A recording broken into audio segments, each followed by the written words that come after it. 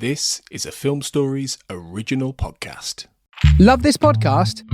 Support this show through the Acast supporter feature. It's up to you how much you give, and there's no regular commitment. Just hit the link in the show description to support now. A little self-care can go a long way, especially amidst the hustle and bustle of the holidays. That's where Vegamore comes in. Trusted by millions, Vegamore is all about giving your hair the love and care it deserves. With their vegan and cruelty-free formulas, you can nourish and revitalize your strands while indulging in some much-needed pampering. Because let's face it, who couldn't use a bit more me time this time of year? Go to vegamore.com/ACAST, code ACAST. That's vegamor.com/ACAST, code ACAST. My dad works in B2B marketing. He came by my school for career day and said he was a big ROAS man. Then he told everyone how much he loved calculating his return on ad spend. My friends still laugh at me to this day.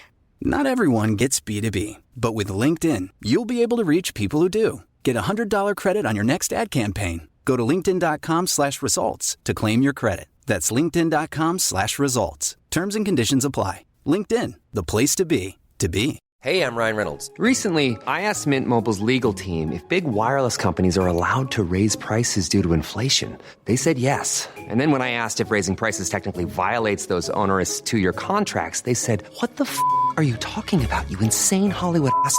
So to recap, we're cutting the price of Mint Unlimited from $30 a month to just $15 a month. Give it a try at mintmobile.com/switch. $45 upfront payment equivalent to $15 per month. New customers on first 3-month plan only. Taxes and fees extra. Speed slower above 40 gigabytes. See details.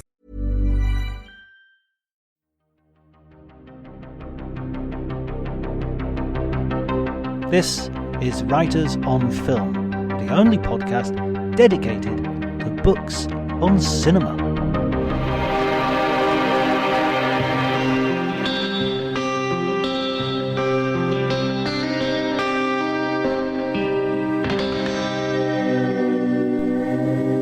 Hello everybody and welcome to Writers on Film. My name is John Bleasdale. I am a writer and film critic, and today I'm going to be talking to Brett Davies. He is the author of a new book in the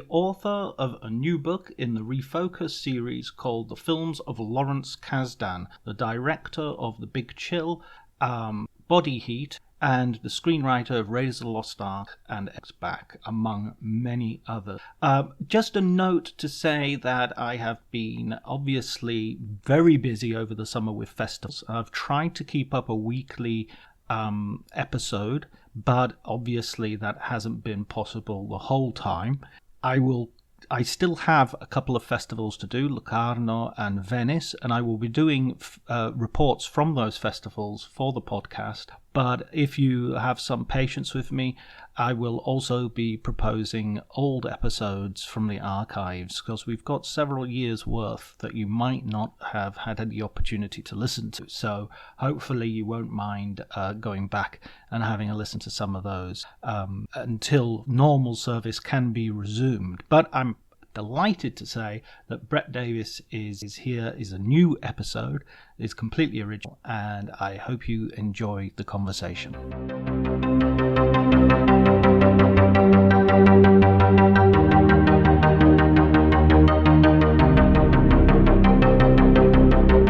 How did you initially become attracted to this filmmaker to the extent that you wanted to write a book? That's always one of those questions. Was one of the most difficult questions to answer when I was first kind of formulating it. It was originally a PhD thesis, and the reason it was hard to answer wasn't because I don't have good reasons, but I just had too many reasons why I wanted to study him further. And I think the main thing, I guess I can kind of pare it down to two points. One is kind of the emotional point, which is when I was a kid, I'm very much of the Star Wars generation.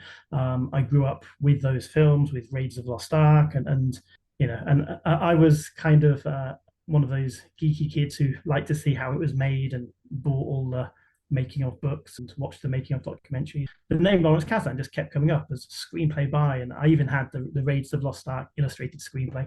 Well, in fact, my brother had it, but we both read it, again and again. So it was always in my mind. And then as I got older, I saw that he made these other films as well as a director. And he's at the time, these grown-up films, which didn't seem as interesting to me. But then, of course, when I grew up, I watched Big Chill, Bodyguard, Grand Canyon, and it kind of just occurred to me it's a really interesting career that he had, this very popular career, but also making the kind of state of the nation, very American films of the 80s and 90s. Then I guess it was really in 2015 when Force Awakens was coming out, and of course Kasdan was back writing Star Wars, and that was at the time when I was formulating my PhD, and it just brought back to mind the fact that, oh yeah, here's this guy I always admired, and looking at his career, just thinking, on the one hand, he's this screenwriter, Raiders, Empire Strikes Back, Return of the Jedi, Bodyguard, which I think people forget what a big deal that was, at the time. But on the other hand, he's this director of really quite important films like Big Chill, Bodyguard, Grand Canyon, that really sort of represented that generation, I guess. I think Rotten Tomatoes starts the biography, the archetypal baby boomer, but I think perhaps because he had these two kind of simultaneous careers, I think it kind of confused critics a little. I mean, there's nothing, no other books have been written about him compared to say Barry Levinson or even Nancy Myers or Robert Zemeckis, and I think people struggle to know where to put him because, as I say, on the one hand, he wrote these very popular movies, but then also was making quite personal, very contemporary films. So yeah, I just kind of delved a little deeper and began to hypothesize that critics were a bit confused by it. And also, I think it was interesting that in the Lucasfilm films that he contributed to, his name was just never mentioned in reviews, in most articles about them. But then in reviews for the Big Chill or Body Heat, etc., it would always say the Star Wars screenwriter, the Raiders screenwriter. And I wondered if there was a little bit of snobbery there as well, that people didn't like the fact that this popular screenwriter was now trying to make these grown-up films, possibly. So my starting point really was, this is someone who deserves to be recognized for one strand of his career and the other strand, but perhaps because he had two strands, that critics weren't giving him his due, perhaps. So that was my starting point, and I guess I set out to not necessarily to say, yes, look, he absolutely deserves it, but I set out to investigate further and to see if he does more credit or more accolades, I guess, as the exemplar of 80s, 90s, turn of the century. It's a very convincing argument in the book that you make, and especially that idea, because I'd never sort of thought, well, yeah, I'm guilty of the same thing. I kind of never really thought of him as this of connecting those two things of these films, which I mean, I greatly admire Body Heat, The Big Chill, great movies, and these other films which I absolutely love and adore, from childhood on, Raiders of the Lost Ark and Star Wars. And you sort of think of them as it's the same person. It's the same person putting pen to paper. And there are plenty of filmmakers who have done that, who've done entertainment and also serious films and autobiographical films. And yet I mean, Charlie Chaplin could be used as a template for that. So it's really convincing. When did you?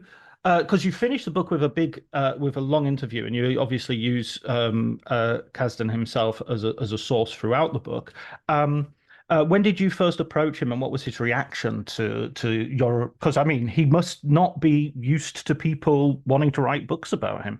It was actually quite near the end. I decided very deliberately not to get in touch earlier on because I didn't want my critiques of him and his films to be too affected by possibly getting to know him better, and really I wanted to investigate them myself first, and then hopefully find out more and to shade some of those areas perhaps I hadn't covered as much. So I got in touch. Actually, originally I did try at the end of my PhD, but it was when he was making Light and Magic and just wasn't available. And then I tried again when I was doing the book, and that time we eventually got in touch through his assistant. And yeah, he seemed, I think, pleased, interested. He actually asked the same question that you asked. Why? Why are you writing about me? And that was one time when I really first started thinking, oh yeah, why was it? But of course, for the reasons I said is why. And yeah, and so he was interested. But of course, I think also he was aware to some extent that, people are interested. And I think that's something, I guess you could call it zeitgeist, that there have been a few retrospectives in the last maybe 4 or 5 years.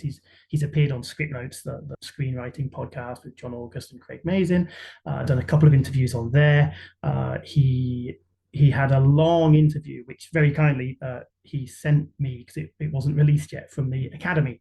And Jim Hemphill had interviewed him just a few months previous to my interview for the Academy, for their archives. So I think there's perhaps a sense generally that, oh yeah, this is someone who is to be listened to, or someone to be celebrated. And so perhaps he certainly wasn't conceited at all. He was very, very humble, very, very kind, thoughtful man. But I think there is a sense that perhaps there is a little groundswell of people beginning to appreciate what he has done. We go back to his beginning, because I not knowing that much about him, and it was really interesting to see him as this sort of product of, to some degree, there was his parents divorced, and that he was in between two worlds, sort of geographically. I think you'll correct me, please, if I'm wrong, but it was Miami, and then one of the central states, southern West Virginia. West Virginia, that's right, yes. And then when he went to university, I was also quite interested in how he talks about 60s radicalism, because that also becomes a big influence for the Big Chill. I'm always interested about how that sort of radicalism and that sort of political awareness is linked to those sort of coming out of new Hollywood impulses as well. Maybe you could tell us a bit about his background and how he got into cinema and how he got into the start of his career. Yeah, so as you say, his family moved around a little younger, between Florida and West Virginia, and certainly seemed to feel a certain amount of uncertainty, I think, as his family did move, as his parents divorced. His father passed away when I think he was 14.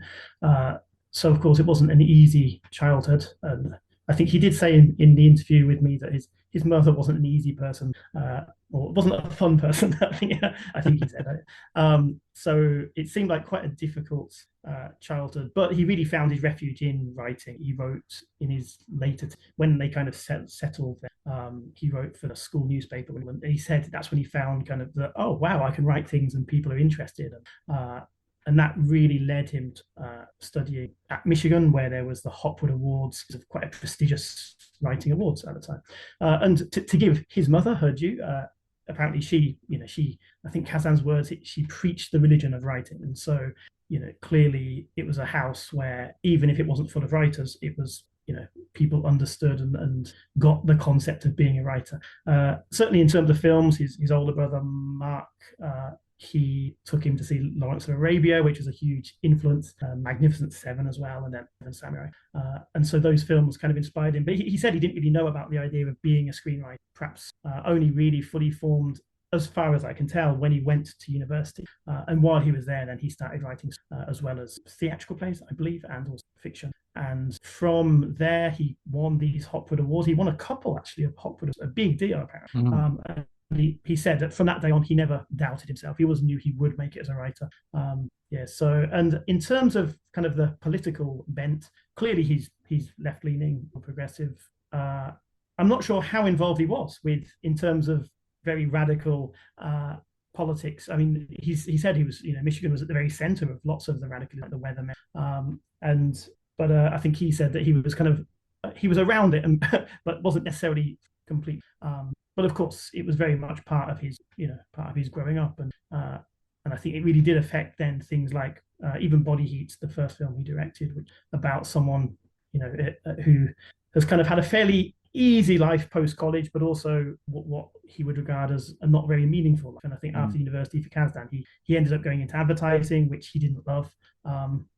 He was quite successful in that as well. He won a Clio Award for advertising, but he didn't love it and was still going to write screenplay and feeling frustrated. And I think he said it was in total, it would have been about 7-8 years of writing screenplays with success, and eventually moving to Hollywood. But but as an advertiser. But he just knew that if he and his young family went there, he would have more chance being in Los Angeles. And eventually he did sell. The Bodyguard was the first one he sold, even though it wasn't made for another 13, 14 years. But then, as I say, it was the politics of his college years probably most affected his. I would say most, certainly his earlier films as a director, like The Big Chill. So I mean, these were University of Michigan students, and of course, then it resonated then through his career. Yeah, I mean that's really interesting that he's done such a long apprenticeship, and I think it's also the thing about The Bodyguard. People always have this thing of saying, "Oh, this film took 10 years, or 15 years, or 20 years to." That's so much the norm. I feel, but it's not. I've read that in so many books and so many interviews that I've talked to people, and they're like, "Oh, well, the original screenplay was written back in 1993, and it's 2023, and we're making it now."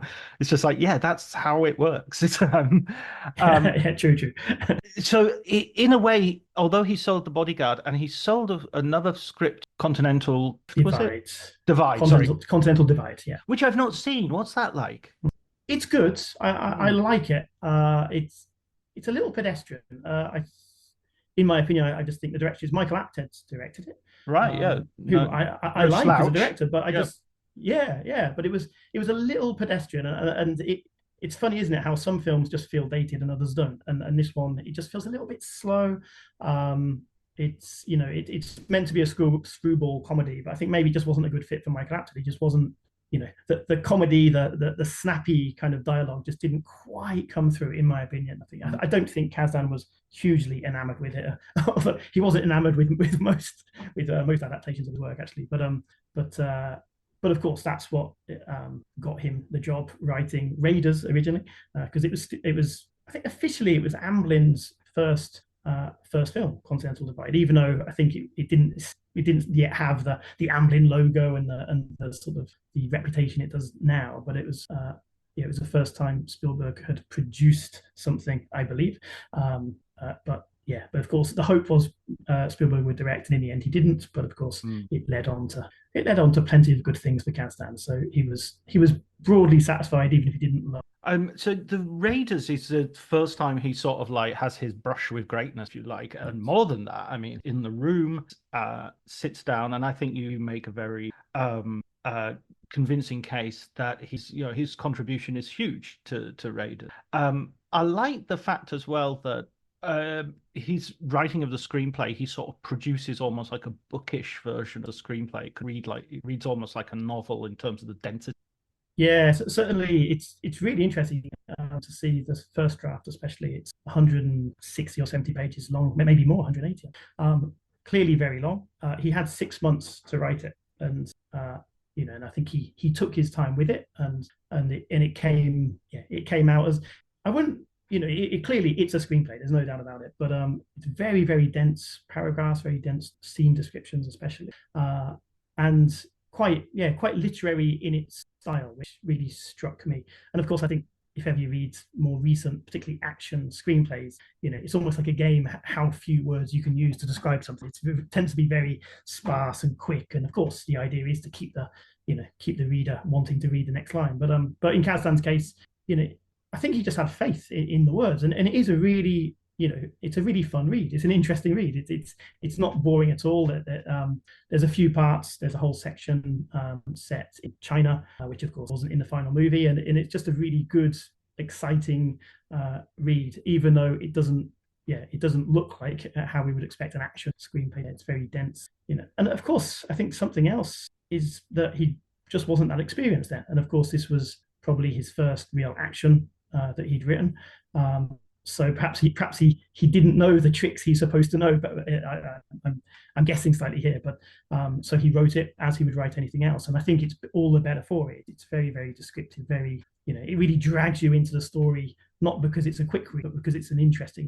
When I was reading your chapter, and I was thinking and reading the excerpts from the screenplay and thinking about it, I remember a conversation I had with a producer once where they said you rewrite a screenplay a number of times and you're always rewriting it for someone. So the first time you write it for the producer to get involved, and then you probably have to rewrite it with the director to change it to their vision, and then you'll have to rewrite it for the actor to some degree, because as the casting goes in, they'll want certain things and they'll have certain strengths to do. It's just interesting that the screenplay that you end up making will be very different from the one the producer might signed off on. But it's not about that. You're not writing a screenplay for the final film. I mean, I think you quote someone talking about, the screenplay is a blueprint for the film. It's like, no, that's not how it works. The film isn't a building that needs to be consistently the same from beginning to end. It's an organic process that goes on. So when I was reading, this is a very long way of saying, when I was reading it, it struck me that Kasdan had basically sat in a room with Spielberg, very much taken their measure as two intelligent storytellers who very much knew what they wanted. And he wanted to give them that, but also give them that in such a colorful and interesting way that they would go, oh, this guy gets it. We see what here. I can see these shots. So even the scene descriptions have a sort of Spielbergian sort of thing to them that, he's understood the assignment, if you know what I mean. Yeah, I think so. Very insightful reading of it. And I feel that it really is interesting to see how much, even of his first draft, is clearly in Spielberg's final film. So on the one hand, clearly Spielberg did trust him and was willing to go along with what Kasdan had written as he'd written it. But also, of course, as you say, there's probably a big factor is that Kasdan recognized what Spielberg needed and worked towards him as well. And certainly, of course, with Raiders, Spielberg was kind of on a tight leash. He'd gone over budget, over schedule on everything he'd done basically before then. So his promise to George Lucas was to do it under budget. And I think it really, it turned out serendipitously that Kasdan and Spielberg were a really good fit at that time, because Kasdan's writing, he seemed to know exactly what he needed, what Spielberg needed. And Spielberg probably needed a script that was tight, that was clear, or maybe tight's the wrong word if it's 170 pages, but in terms of the scenes were very tight, very well put together. The action scenes were really, really clear, exactly who does what and when. And I think it's something Spielberg rightly gets a lot of credit for, is in his action. It's so easy to understand. I do find myself in some action scenes in some films kind of switching off for a few minutes and just seeing how it ends up, whereas with Spielberg, they're very clear. And I think Kasdan's script really worked towards that. It made it very, very clear. And Spielberg could almost, it's unfair to say just follow it easily, because there's a lot to be done, but they were a very good fit for each other. And as you say, which perhaps I hadn't really considered, is that a lot of that wasn't just that Spielberg was following Kasdan's script, but also Kasdan probably intuited what was needed in that moment. Yeah. And I mean, the thing about the length of the screenplay as well is, obviously, if the length isn't dialogue, it's scene. You can shrink that you'd say that's not it. Usually the rule is what, a minute a page. But if it's a scene description, that's not a minute, because that's you're seeing it anyway. The change in relationship, I think, is really interesting that you see throughout your book. So I love the idea that you see him asking these questions and being really interested, and but also very much playing the junior creative partner in that very first sort of script conference. And then by the time you get to Return of the Jedi, and we'll go back and talk about other things as well. By the time you get to Return of the Jedi, he's really quite forcefully arguing for the death of a main character in order to give the story weight. And I find, and then of course by the time you get to the end of his connection with Star Wars and Lucasfilm, he's actually firing director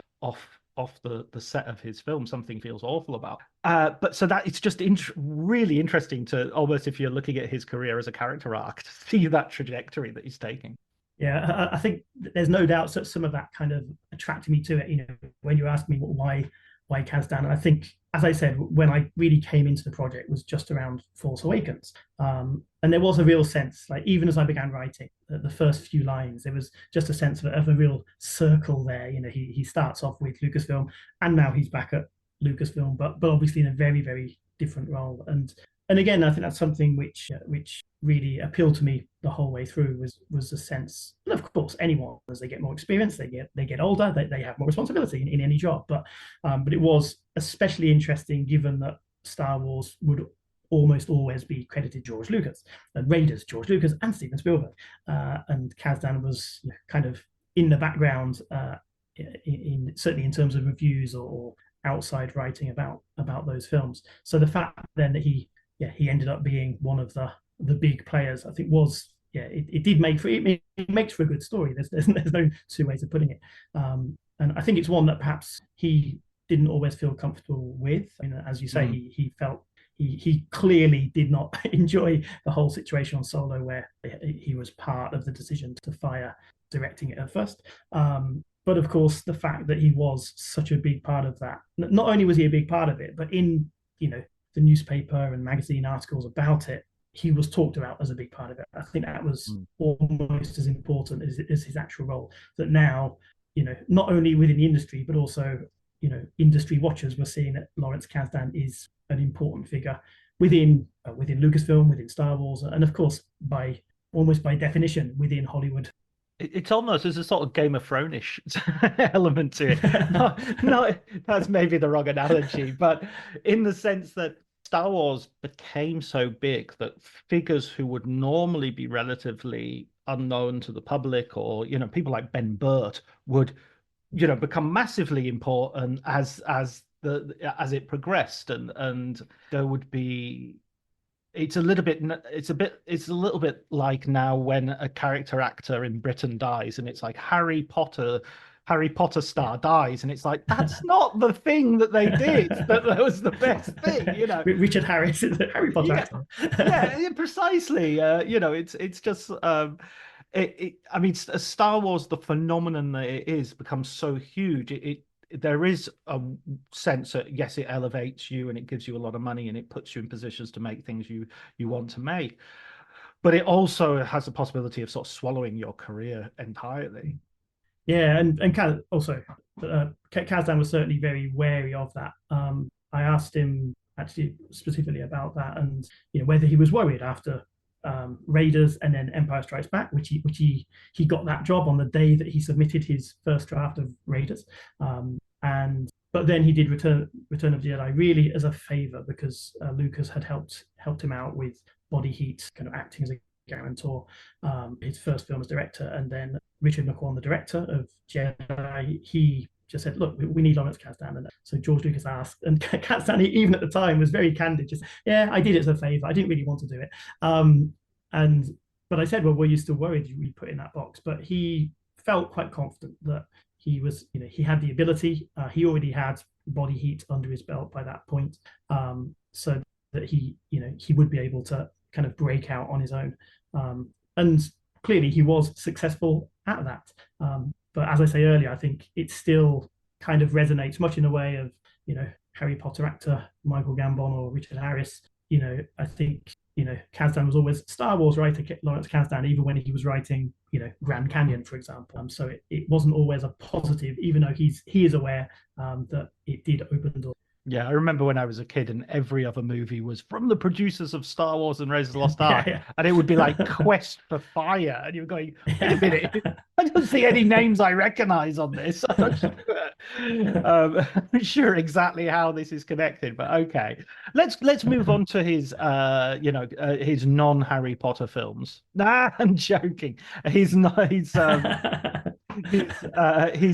directorial debut, Body Heat, which I think it's interesting how many people could watch that film and love that film and be into that film and not really equate it with the others. I mean, I think it stands alone extremely well, and is, I sort of watch it and think of it as a neo-noir much more than I think of it as sort of like, the next thing he did after Raiders. Yeah, I think it was quite a conscious decision to try and do something very, very different from those, from the Lucasfilm style adventures, and also it was, of course, his first film as director, and he said himself that he just thought that noir was a good fit. It was something he loved in watching movies when he was younger, and he just he saw noir as something that's very kind of stylish and stylistic, and he thought it would be a good way to kind of, I guess, learn the ropes as a director by this film, which had sort of clear, I suppose, generic tropes in a way that are available to you. Not that he necessarily used all those tropes, but yeah, certainly he was attracted to noir partly for that reason. It was away from Star Wars and Raiders, but it was also interesting as a first-time director. And he's using a lot of visual language as well in this film. You know, as a screenwriter, there's often, I mean, I watch Paul Schrader's films, and as much as some of them might be great, some of them not so much, you do get a feeling, I mean, I think he said this himself, especially with his early films, that he just hired a really good cinematographer, and he did the visual stuff, and Paul Schrader worked with the actors more. Here, you do get the feeling that Kasdan has a real grip on the visual style that he wants. Yeah, it's quite fascinating, you know, as you do when writing these things. Broadly, I was watching films in chronological sequence, and then later went back to films. And of course, watching Body Heat again after watching his other films through his career, it's quite different. It stands alone, not only from Raiders and Star Wars, but also from his other later films, in my opinion. Certainly, he's clearly kind of enjoying the fact that it's, you know, as I say, it's noir, it's heightened, it's a little bit fantastic. The camera moves far more than in the films, and I think the story too is it's very, very, you know, even though it's very much about the characters, there is clearly a plot. As much as he says that plot's the hardest thing, there is clearly a plot, which is perhaps quite different then from the later films, you know, like etc. Which, don't get me wrong, there are stories, there things are happening, but they're not plot driven, certainly. So I think Body Heat for me is perhaps the film of his that I would enjoy watching again and again quite easily, because it is just so you know, it's fun, it's ambitious, and even though it does have things to say in terms of kind of marginally successful people realizing they're actually not worth all that much after all, but I think also it wears it very lightly as well. And don't get me wrong, I love his later films as well, which perhaps discuss things a bit more explicitly. But I think Body Heat is the one that does it, with the most, or does it most lightly and most fluently. It's got a really deep cast as well. I mean, you've got obviously Kathleen Turner and William Hurt as amazing starring roles, but you know, a real deep bench with people like Ted Danson and Mickey Rourke turning up.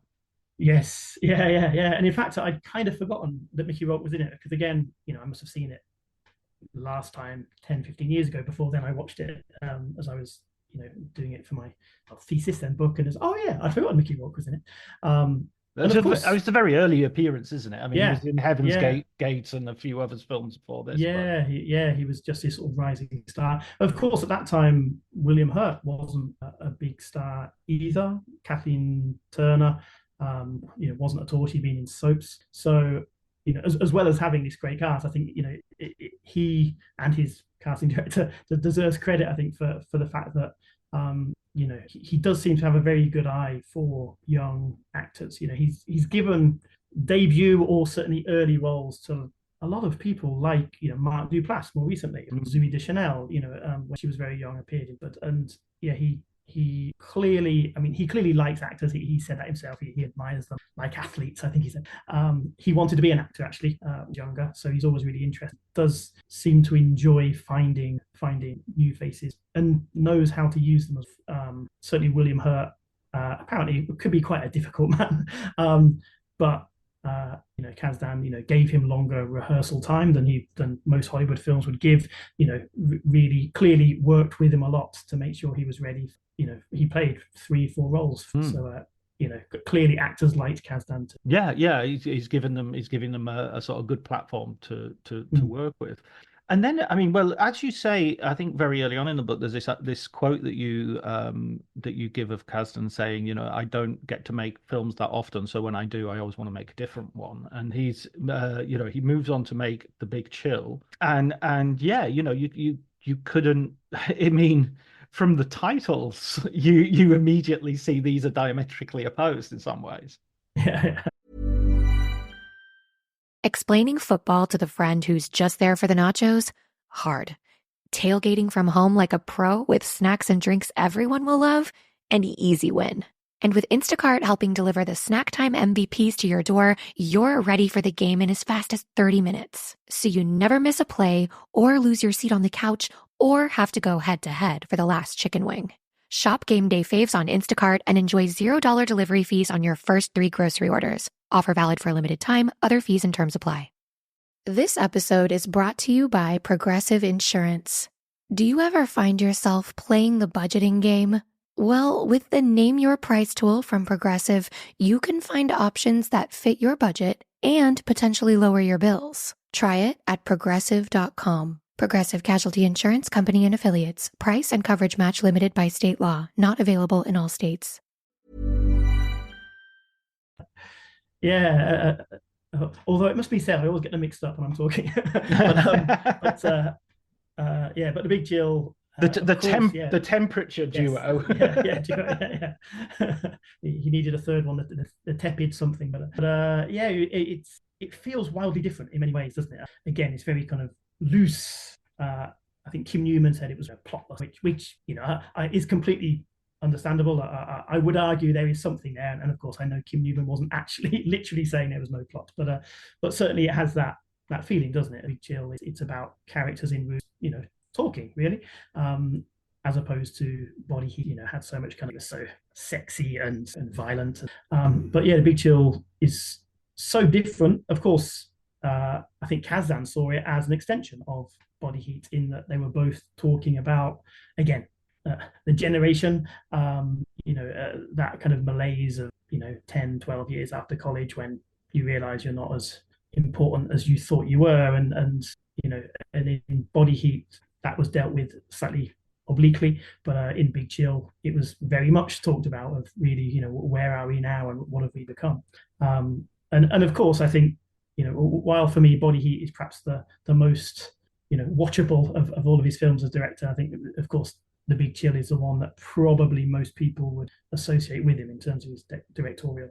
I would argue it's probably his most influential. I mean, Kenneth Branagh copied it pretty much shot for shot in Peter's Friends. Yes. I mean, talking about that idea of plot and plotlessness, it reminds me a little bit of like a Robert Altman film where you just get a situation, and then you throw all the characters in, and the situation has a ritual and a chronology all its own, and you just need to see what those characters do in that. So a marriage, a wedding, I mean, well, there's a Robert Altman film, The Wedding, that has a very specific beginning and middle and end, but not because it's been plotted. The wedding itself provides that, and runs naturally.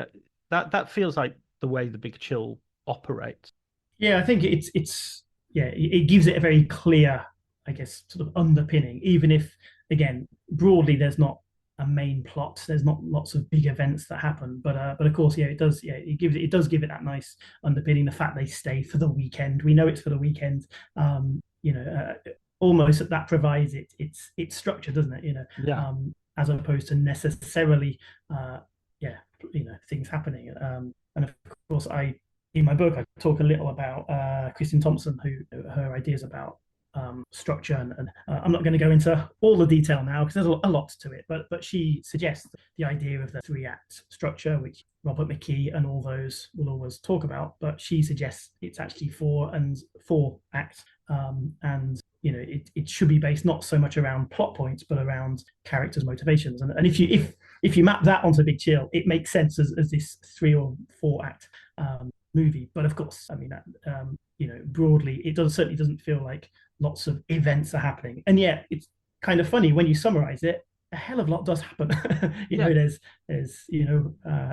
affairs, and there's people sleeping with a married man sleeping with a woman who his wife is happy with, and another married woman sleeping with a man who perhaps her husband won't be happy with. All these things are going on, and I think again a lot does go back to rehearsal, which Kasdan is a big proponent of, and the fact that those characters, or those actors, spent a couple of weeks together, mostly living together. Even they were making it, they were living in a couple of houses between the cast, but then of course spending lots of time beforehand rehearsing, and it just meant then that we could believe them as characters, and certainly for me, I think that's why I don't feel the need for the big the big second act twister, to change things. I'm happy being Eagles company, seeing where their interactions are going to take us.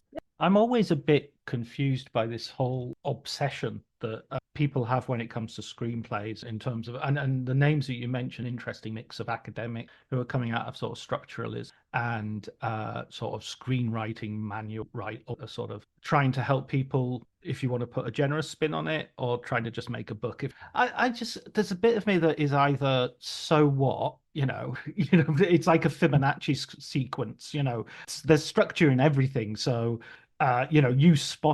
someone spotting it is not a big deal as far as I'm concerned. What does it help us in terms of understanding? I'm not denying it's there. I'm not saying that, things don't share structure. And it always comes with exceptions, which also makes it slightly, often the things that are the exceptions are the things that end up being more successful, because for the very point that they surprise us. Oh no, you've killed the main character off halfway through, or Jaws, or suddenly you're doing something, we're in a different movie halfway through. Yeah, my sense with discussing structure and 3 or 4 acts, etc., is, I think for me there's value in looking at films that exist and seeing how they work, but not in terms of saying this is how a film should be made or be written. I think for me that is where I certainly digress from McKee, etc.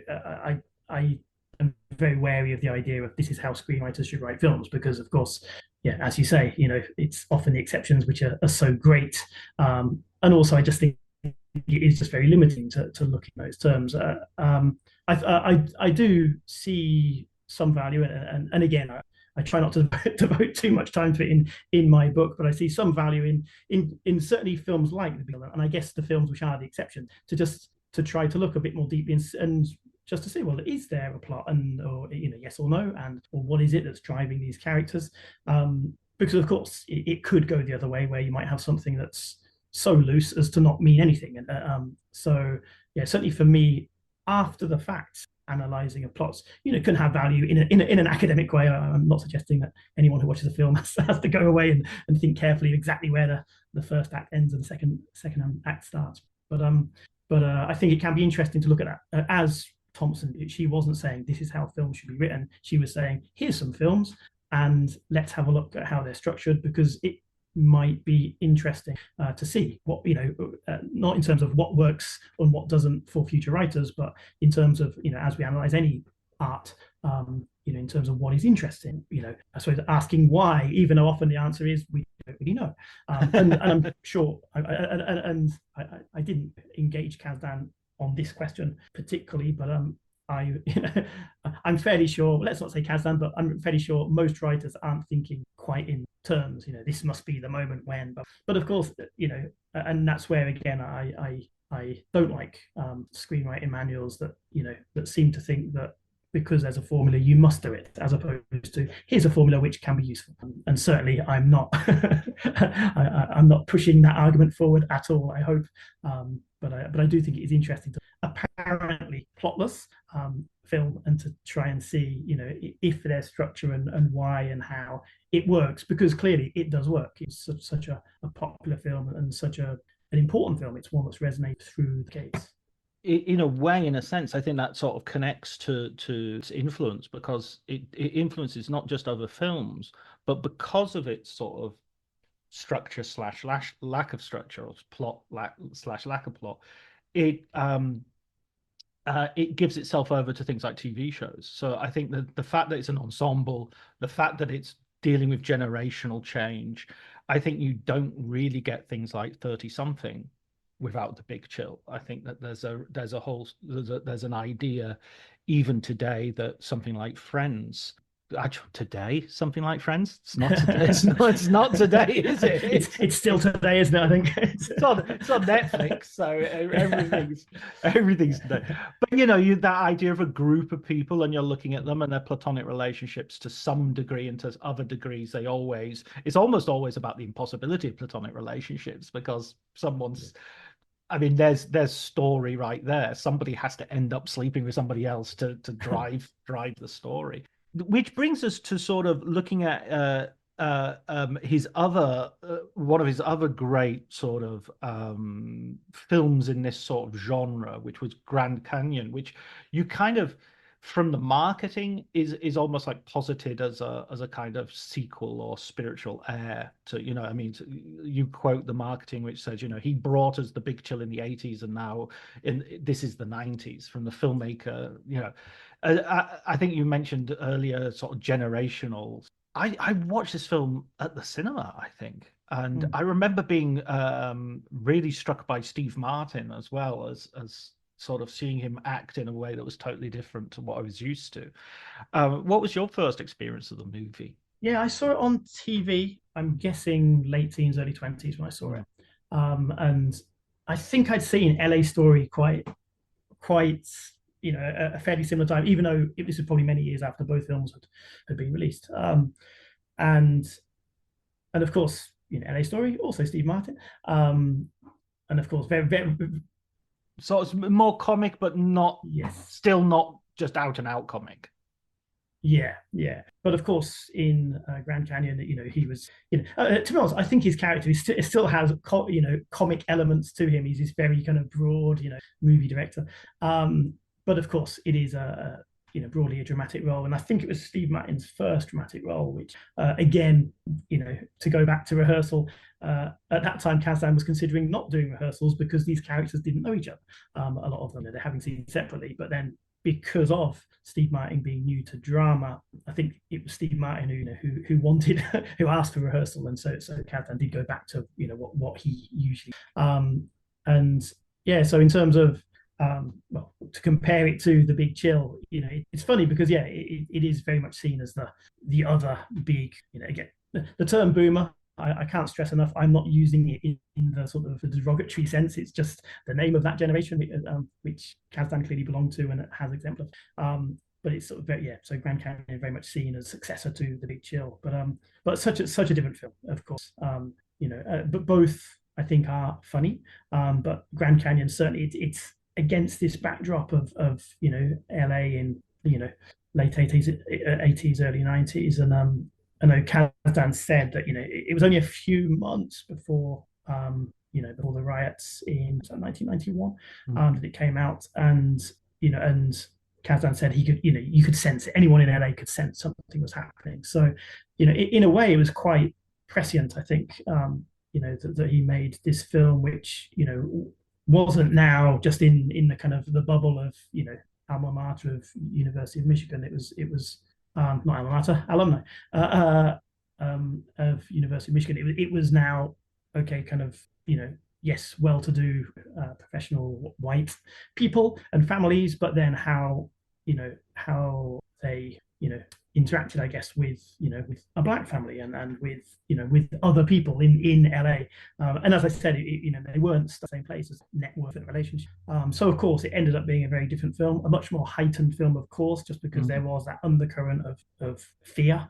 There were, in the film there's a drive-by shooting.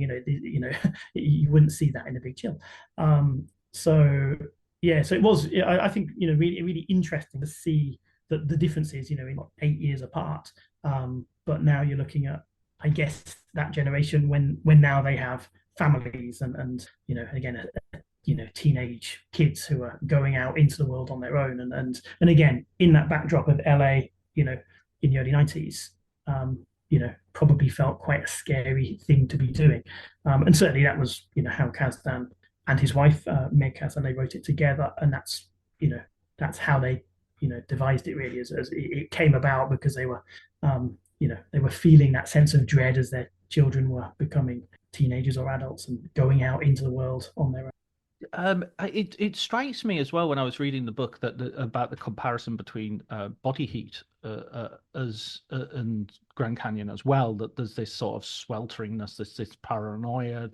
There are sort of the most obvious is this is an extension of The Big Chill, but there is also some of Body Heat in there, just in terms of that atmosphere, that darkness. It's something in both those films is these kind of I guess acts of God which the characters have to be afraid of. So in Body Heat, it's literally the heat, which is making people act in different ways as Oscar the cop says in Body Heat, people act differently.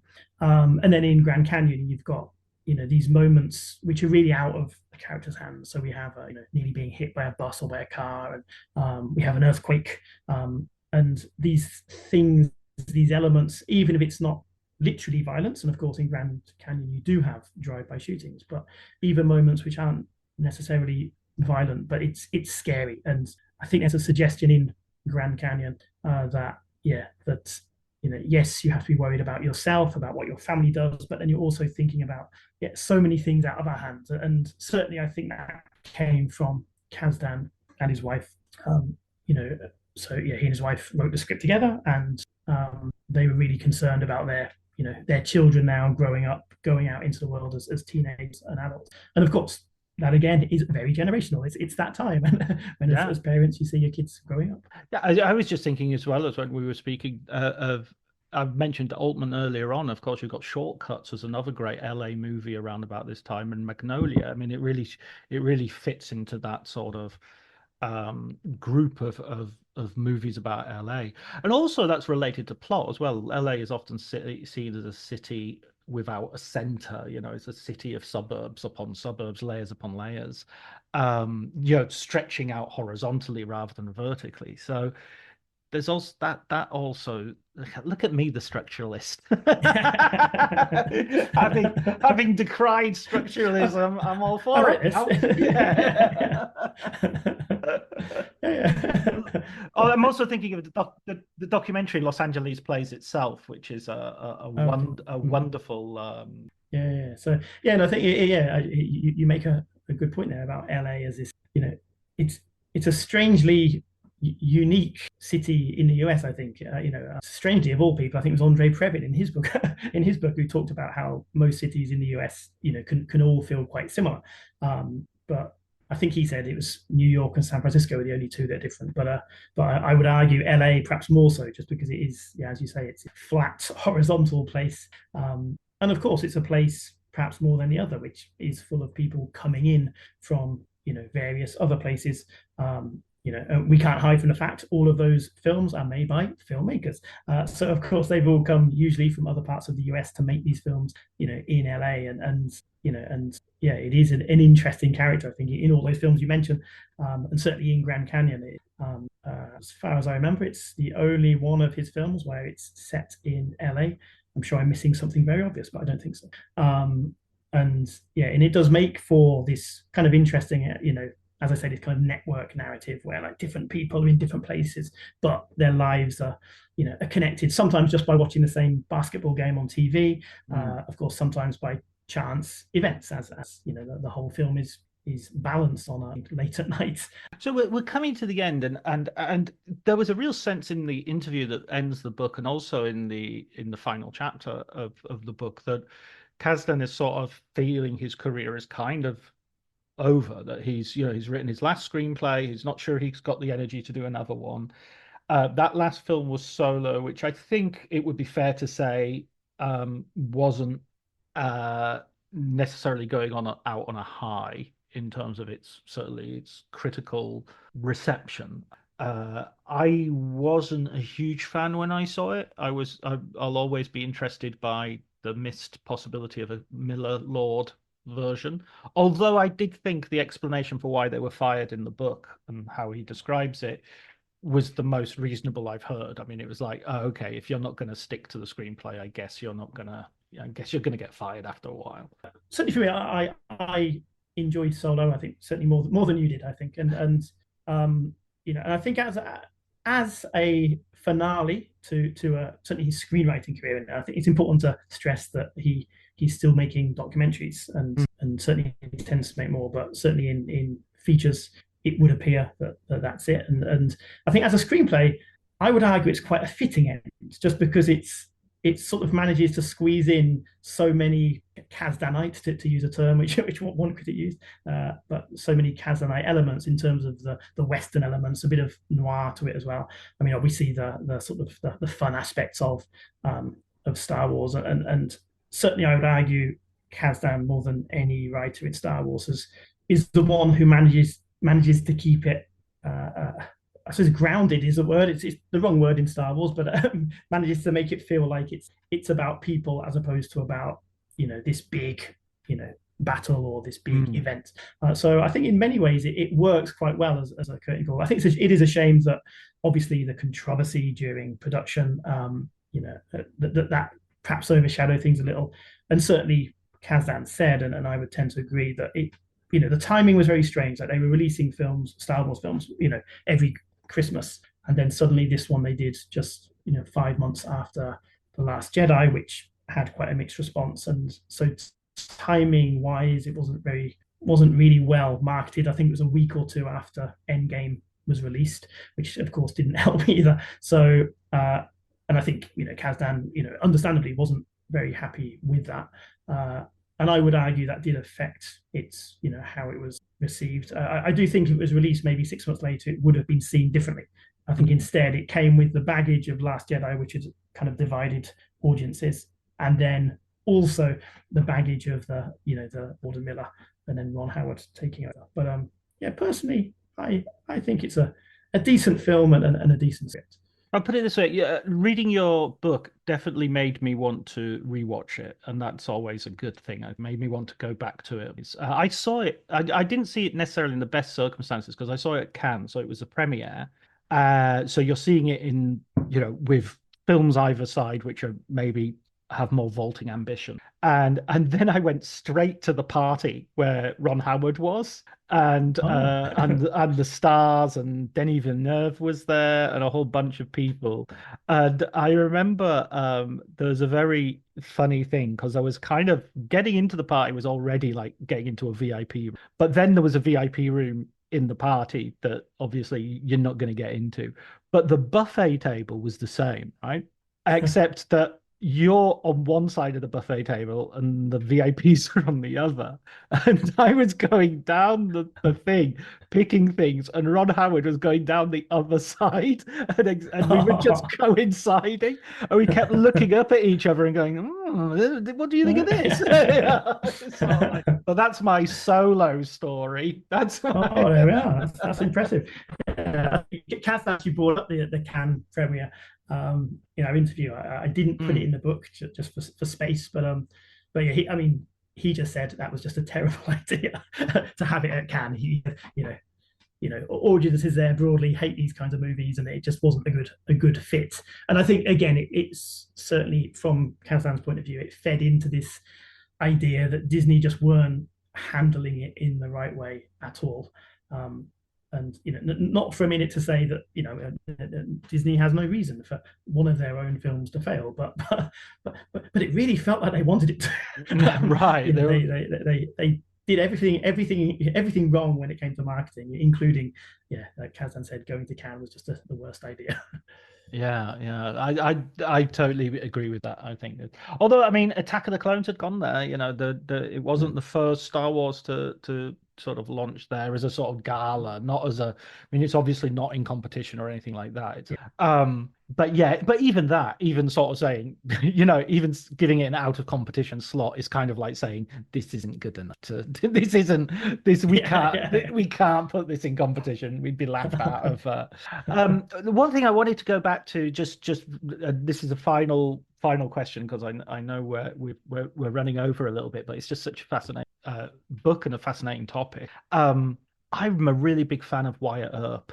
And I find Kasdan's love of the Western, Silverado, of course, is another example of him trying valiantly to bring the Western through in the 80s. And I think Wyatt Earp, although it went against Tombstone, and Tombstone won that battle on a contemporary basis, I think Wyatt Earp really stands the test of time. I think it really stands up as a...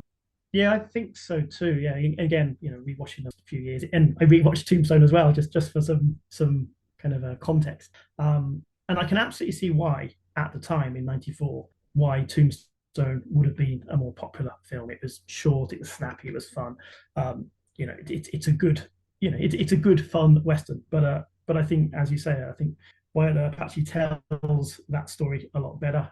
Perhaps maybe too comprehensively. However, I'm someone who always likes a good 3-hour historical epic, and and I think it does stand the test of time much more. Again, that notion of being dated, and it's funny how even a Western can feel dated. And to me, Tombstone, and don't get me wrong, I enjoyed it, but it does feel very much of its time, whereas Wyatt Earp could have been made in the 60s, 70s today, and I think there's just a bit of a shame that it was probably now it would be, a 10-part, 6 parts, HBO or Netflix thing. And if it had a bit more, maybe if it was made today, it would. It was originally conceived as a mini series before Kasdan was involved, I believe, but then became the film. And I think it got caught between two stools, perhaps a little. It had the feeling of this mini series with, obviously many parts of his life, which of course, there's no reason why that can't work as a film.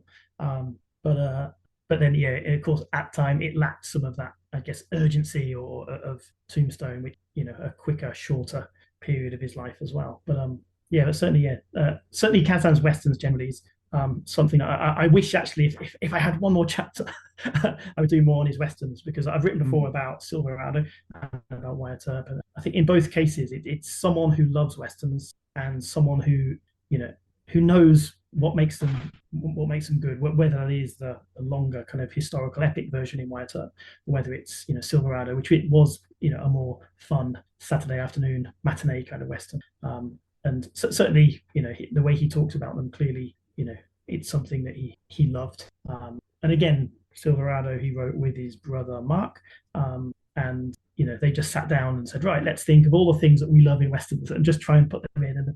And it was kind of similar in some ways to the Raiders story conference, in that they were deciding what kind of things they'd like to see and then structuring the story around those, and I think it shows just that the fun they had with Silverado.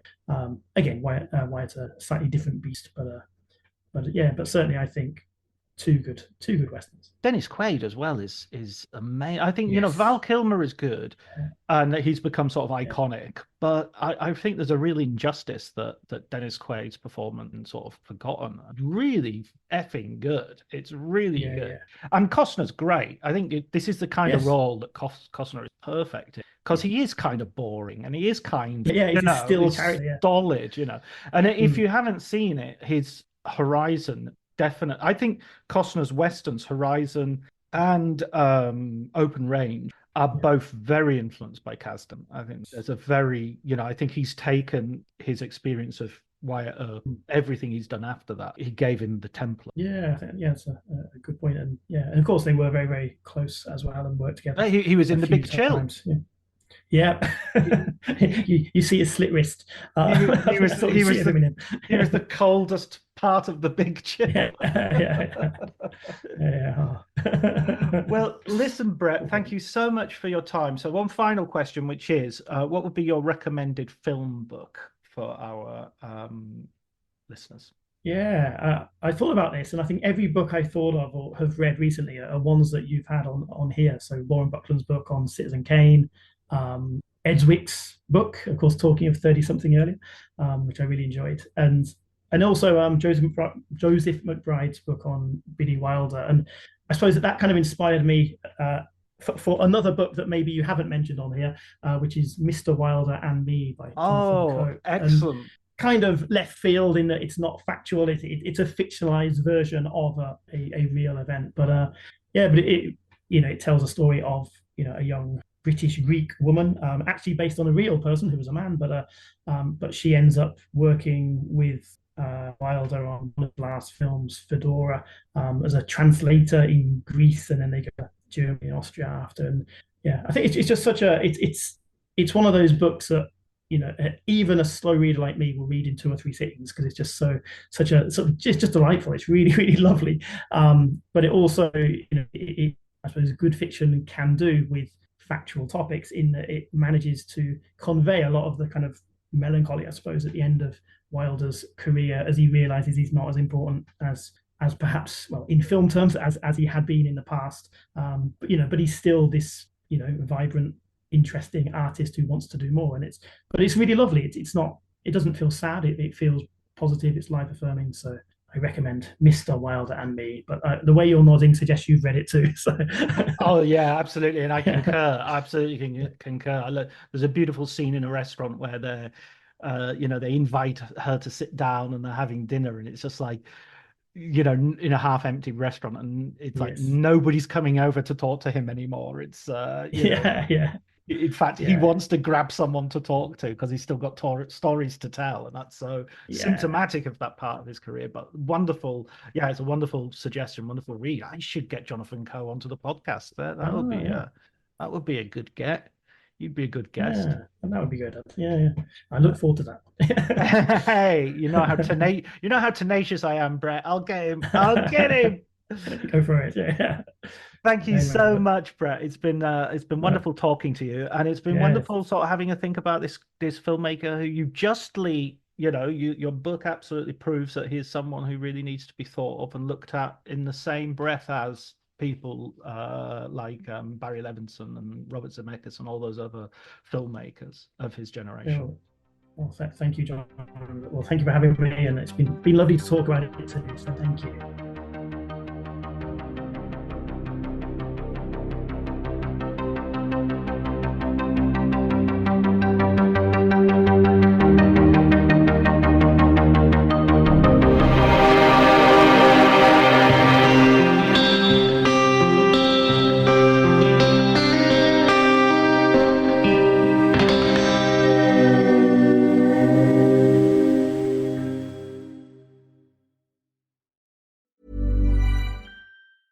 If there's one thing that my family and friends know me for, it's being an amazing gift giver. I owe it all to Celebrations Passport from 1-800-Flowers.com, my one-stop shopping site that has amazing gifts for every occasion. With Celebrations Passport, I get free shipping on thousands of amazing gifts. And the more gifts I give, the more perks and rewards I earn.